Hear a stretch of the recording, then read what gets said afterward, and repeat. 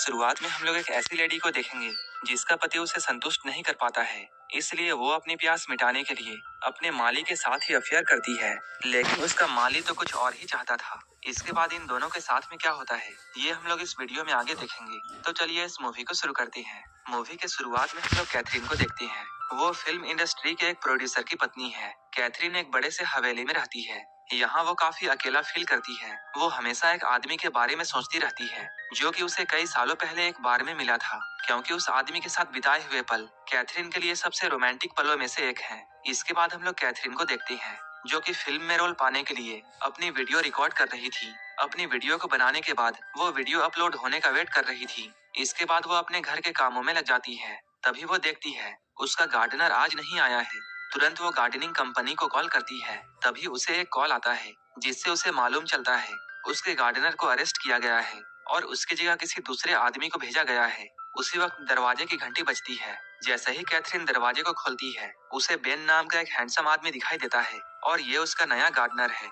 इसके बाद कैथरीन उसे गार्डन में ले जाकर सारी बातें समझाती है, लेकिन वो गलती से घर का दरवाजा लॉक कर देती है जिसकी चाबी घर के ही अंदर थी। तब वो कैथरीन से कहता है, मैं इस दरवाजे को खोल सकता हूँ, लेकिन तुम इसके बारे में किसी को भी मत बताना। इसके बाद बेन चोरों की तरह उस दरवाजे को खोलता है। अगले दिन हम लोग कैथरीन के पति रिचर्ड को देखते हैं। ये लोग पुल के पास में काफी देर तक बैठते हैं। यहाँ पर कैथरीन रिचर्ड से बातें करते हुए ये कहती है वो नए पड़ोसी को पाने के लिए काफी एक्साइटेड है, लेकिन रिचर्ड उसकी बातों पर ध्यान नहीं देता है।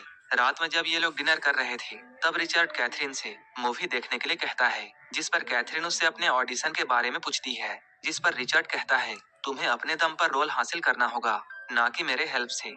इसके बाद ये लोग मूवी देखते हैं, लेकिन मूवी देखने में कोई भी इंटरेस्टेड नहीं था। कैथरीन यहाँ रिचर्ड से फायर प्लेस जलाने के लिए कहती है। इसके बाद रिचर्ड बेसमेंट में जाता है ताकि वो गैस ऑन कर सके। जैसे ही रिचर्ड गैस ऑन करके वहाँ से हटता है तभी हम लोग किसी अनजान आदमी को यहाँ देखते हैं जो कि ठीक तरह से दिखाई नहीं दे रहा था। अगले सीन में हम लोग कैथरीन को रिचर्ड के लिए तैयार होते हुए देखते हैं। जैसे ही वो तैयार होकर रिचर्ड के पास में आती है वो देखती है रिचर्ड सो गया है। ये देखकर उसे रिचर्ड पर बहुत गुस्सा आता है। अगले दिन हम लोग कैथरीन को काफी सैड देखते हैं। वो अपने एक्टिंग करियर को लेकर काफी परेशान थी। तभी यहाँ पर बेन आता है। वो यहाँ पर कैथरीन को गार्डनिंग की एडवाइस देता है। साथ ही साथ वो कैथरीन से कहता है वो एक आर्किटेक्ट बनना चाहता है, लेकिन कैथरीन को उसकी बातों पर कोई भी दिलचस्पी नहीं थी। इसके बाद वो अंदर आती है। कैथरीन यहाँ अपनी फ्रेंड को वीडियो कॉल करके उससे एक्टिंग के बारे में डिस्कस करती है, लेकिन उसकी फ्रेंड भी उसकी कोई हेल्प नहीं करती है। कैथरीन यहाँ बेन के पास में आकर उसे साथ में लेमनेड पीने का ऑफर करती है। इसके बाद ये दोनों पुल के पास में बैठकर साथ में लेमनेड पीते हैं। यहाँ पर कैथरीन उससे उस दिन के लिए थैंक्स बोलती है। बेन यहाँ कैथरीन से उसके ड्रीम के बारे में पूछता है, जिस पर कैथरीन ये कहती है हाल ही में उसने एक शॉर्ट फिल्म में काम किया है, वो फिल्म ऑनलाइन देखी जा सकती है। बेन यहाँ कैथरीन से कहता है वो भी एक सिंगर है। इन दोनों में काफी बातें होती हैं और ये दोनों अपने अपने गोल को लेकर एक दूसरे के करीब आते हैं। इसके बाद कैथरीन बेन से टेबल को ठीक करने के लिए कहती है और बेन उसे ठीक कर देता है। यहाँ कैथरीन बेन से स्क्रिप्ट की प्रैक्टिस में उसकी हेल्प मांगती है। यहाँ पर बेन जब स्क्रिप्ट को देखता है तब वो कहता है ये स्क्रिप्ट बिल्कुल बेकार है। बेन यहाँ कैथरीन को काफी टाइम देता है, जिसकी वजह से कैथरीन उसे एक्स्ट्रा पैसे देना चाहती है, लेकिन बेन इससे नाराज हो जाता है और यहाँ से चला जाता है। कैथरीन भी उसके पीछे पीछे जाती है और उसे सॉरी बोलती है। तब बेन उसे एहसास दिलाते हुए ये कहता है मेरी तुलना में तुम्हारे पास बहुत कुछ है, फिर भी वो इन सबको वैल्यू नहीं देती है। बेन कहता है मुझे दूसरों की मदद करने में अच्छा लगता है, इसका मतलब ये नहीं है कि मैं हर काम के पैसे लूं। बेन की बातें सुनने के बाद कैथरीन शर्मिंदा हो जाती है, इसलिए वो यहाँ से चली जाती है। थोड़ी देर बाद कैथरीन ये देखती है बेन का बेल्ट नीचे गिरा हुआ है। ये देखकर वो उसे उठा लेती है और अपने गले में पहन लेती है। दोपहर में जब रिचर्ड घर में आता है तब कैथरीन एक बार फिर से उसके करीब जाने की कोशिश करती है, लेकिन रिचर्ड उसे मना कर देता है।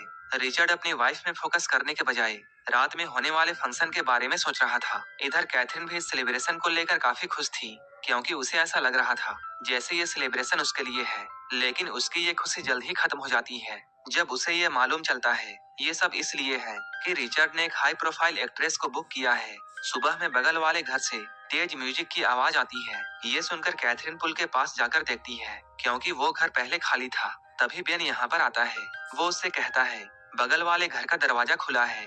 बेन को यहाँ देखकर कैथरीन ये सोचती है ये आज यहाँ क्या कर रहा है, क्योंकि आज तो बेन की छुट्टी थी। कैथरीन के पूछने पर बेन उससे कहता है वो उसे नाश्ता कराने के लिए आया है। ये सुनकर कैथरीन उससे कहती है, अगर तुम चाहो तब तुम मेरे लिए घर में ही खाना बना सकती हो। जब ये दोनों यहाँ बातें कर रहे थे तभी कैथरीन को उसका नया पड़ोसी दिखाई देता है जिसका नाम एडी था। कैथरीन यहाँ उसे भी इनवाइट करती है। यहाँ एडी उसे अपने काम के बारे में बताता है। फिर कैथरीन सभी के लिए बर्गर बनाने लगती है जिसमें बेन भी उसकी हेल्प करता है। इसी दौरान वो उसके हस्बैंड के बारे में पूछता है जिस पर कैथरीन कहती है वो दोनों काफी टाइम पहले मिले थे और रिचर्ड ने ही उसे प्रपोज किया था। बेन यहाँ कैथरीन से कहता है उसने उसकी शॉर्ट मूवी देखी जो कि उसे काफी पसंद आई। इसके बाद कैथरीन उन दोनों को बर्गर ग्रिल करने के लिए कहती है और वो खुद चेंजिंग रूम में चली जाती है। फिर जब वो वापस आती है तब वो उन दोनों को बियर के साथ में लिविंग रूम में देखती है। अल्कोहल के लिए बेन कैथरीन से माफी मांगता है लेकिन इससे कैथरीन को कोई भी दिक्कत नहीं थी।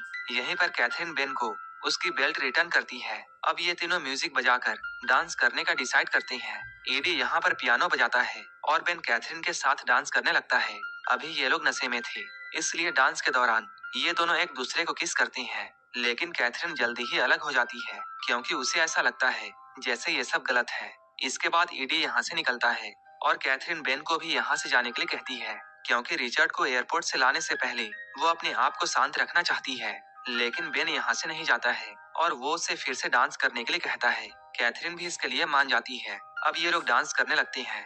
डांस करते हुए ये लोग एक दूसरे को किस भी करते हैं। इधर हम लोग बेन और एडी को देखते हैं। ये दोनों कुछ दिन पहले बेवर्ली हिल्स पर होते हैं। ये दोनों यहाँ पैसे कमाने के बारे में सोच रहे थे। यहाँ हमें ये मालूम चलता है बेन का असली नाम ड्यूक है और एडी का असली नाम जॉन है जो कि उसी का दोस्त है। ये लोग यहाँ पर कैथरीन को गाड़ी में तेल भरवाते हुए देखते हैं और फिर उसका पीछा करने का डिसाइड करते हैं। इसके बाद ये दोनों चाकू की नोक पर एक आदमी से उसकी गाड़ी लेते हैं और कैथरीन के पीछे उसके घर तक जाते हैं। यहाँ वो कैथरीन के घर के चारों ओर घूमकर अंदर जाने और बाहर निकलने का सही रास्ता ढूंढते हैं। साथ ही साथ वो लोग कैथरीन को स्टॉक भी करते हैं। इसके बाद ये दोनों बगल वाले घर में रहने का डिसाइड करते हैं जो कि खाली था। ये लोग चुपचाप उस घर में घुस जाते हैं। ये लोग तब तक यहाँ रहने का फैसला करते हैं जब तक कि इनका प्लान कामयाब ना हो जाए। जब ड्यूक जॉर्ज को देखता है जो कि कैथरीन का रियल गार्डनर है तब वो उसे किडनैप करने का सोचता है और खुद उसका नया गार्डनर बनकर वहाँ जाने का डिसाइड करता है जिससे वो उसके घर में जाने में कामयाब हो जाएगा। और वो ऐसा ही करता है। वो कैथरीन को अपना नाम बेन बताकर उसका नया गार्डनर बन जाता है और ये दोनों इस तरह कैथरीन की जासूसी करने लगती हैं। आगे हम लोग इन दोनों को खाना खाते हुए देखते हैं। यहाँ ड्यूक जॉन से ये कहता है वो कैथरीन के व्हाइट कार में बैठना चाहता है। इसके बाद ये दोनों उसके गैराज में जाकर कैथरीन के व्हाइट कार में बैठ जाती हैं। पास्ट में रिचर्ड जब गैस ऑन करने के लिए आया था तब हमने कोने में एक आदमी को देखा था। वो आदमी कोई और नहीं बल्कि जॉन होता है। वहीं ड्यूक रिचर्ड को देखकर कार में ही छिप जाता है। फिर ड्यूक ये नोटिस करता है कि जॉन कैथरीन के साथ में नजदीकियां बढ़ाने की कोशिश कर रहा है। इसके बाद वो ड्यूक से कहता है ये हमारे प्लान का हिस्सा नहीं था। इनका प्लान तो सिर्फ ये था कि वो सिर्फ अमीर आदमी से पैसे लेंगे। लेकिन ड्यूक की हरकतों को देखकर जॉन उस पर ब्लेम डालते हुए ये कहता है वो कैथरीन को पाने के लिए ये सब कर रहा है। ये सुनकर ड्यूक को गुस्सा आता है और इन दोनों में बहस हो जाती है। इसी दौरान ड्यूक जॉन को दीवार पर धक्का देते हुए ये कहता है अगर वो चाहे तब वो उससे लड़ सकता है। ये देखकर जॉन डर जाता है। ड्यूक कहता है वो प्लान से नहीं भटका है और हम दोनों प्लान के मुताबिक ही काम करेंगे। अगली सुबह ये लोग अपने प्लान में आगे बढ़ते हैं। जॉन यहाँ आकर अपने आप को इंट्रोड्यूस करता है। इसके बाद ये लोग साथ मिलकर बर्गर खाते हैं। जब जॉन ड्यूक और कैथरीन को किस करते हुए देखता है तब उसे बहुत गुस्सा आता है और वो गुस्से में यहाँ से निकल जाता है। इसके बाद ड्यूक कैथरीन को उसके बेडरूम में लाता है। कैथरीन अभी बहुत नशे में होती है। इसी मौके का फायदा उठाकर ड्यूक जॉन की सारी सच्चाई कैथरीन को यहाँ बताता है। साथ ही साथ वो उससे ये कहता है कि वो उससे बहुत प्यार करता है। कैथरीन उस पर गुस्सा करती है। ये सब देखकर ड्यूक को ऐसा लगता है कैथरीन अभी उसका साथ सिर्फ इसलिए नहीं दे रही है क्योंकि वो अभी अपने हस्बैंड के बेड पर है। इसके बाद वो कैथरीन को उठाकर अपने घर में ले आता है। इधर हम लोग रिचर्ड को देखते हैं जो कि एयरपोर्ट पर कैथरीन का वेट कर रहा था। वो कैथरीन को कॉल भी करता है लेकिन कैथरीन उसका कॉल रिसीव नहीं करती है। यहाँ भी कैथरीन ड्यूक को अपने पास आने से रोकती है। ये देखकर ड्यूक समझ जाता है कि वो उसके साथ रहना नहीं चाहती है, इसलिए वो कमरे से निकल जाता है और जॉन से अंदर जाने के लिए कहता है। जॉन जैसे ही अंदर आता है वो कैथरीन के साथ जबरदस्ती करने लगता है।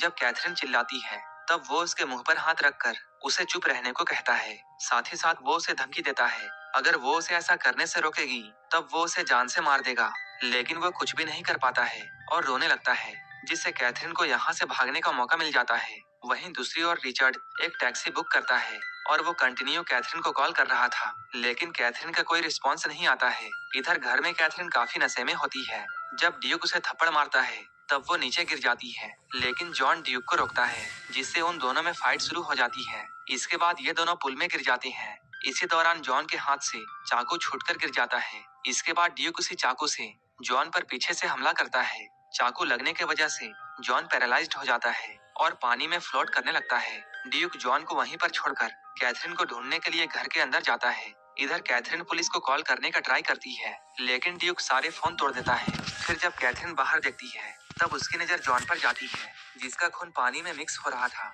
ये देखकर कैथरीन पानी में कूद जाती है और जॉन के बॉडी के नीचे छिपने का डिसाइड करती है, लेकिन ड्यूक का ट्रस्ट पाने के लिए जॉन ड्यूक को इशारे से बताने की कोशिश करता है कि कैथरीन उसके नीचे है। कैथरीन उससे चुप रहने को कहती है, लेकिन जब जॉन नहीं मानता है तब कैथरीन उसके बॉडी को उलट देती है, जिससे जॉन का चेहरा पानी के अंदर चला जाता है, जिसकी वजह से वो सांस नहीं ले पाता है और पानी के अंदर ही मर जाता है। कैथरीन अभी भी उसके शरीर के नीचे छुपी हुई थी। वहीं ड्यूक उसे चारों ओर ढूंढ रहा था। तभी रिचर्ड भी यहाँ पहुँच जाता है और इस नजारे को देखकर वो डर जाता है। तभी ड्यूक भी उसके सामने आ जाता है। उसके हाथ में एक चाकू होता है। वो यहाँ रिचर्ड को मारने के लिए जाता है। इन दोनों के बीच में लड़ाई शुरू हो जाती है। इसी बीच कैथरीन पुल से बाहर आकर घर के अंदर जाती है। वो घर के अंदर रखे हुए गन को ढूंढ लेती है। यहाँ वो ड्यूक को शूट कर देती है। इसके बाद रिचर्ड उसके पास आता है। यहाँ ये दोनों एक दूसरे को गले लगा लेते हैं। मूवी के लास्ट सीन में हम लोग ये देखते हैं कैथरीन को अपने दम पर एक मूवी के लिए रोल मिल जाता है और यहीं पर ये मूवी खत्म हो जाती है। ऐसे ही मूवीज के लिए आप हमें टेलीग्राम और इंस्टाग्राम पर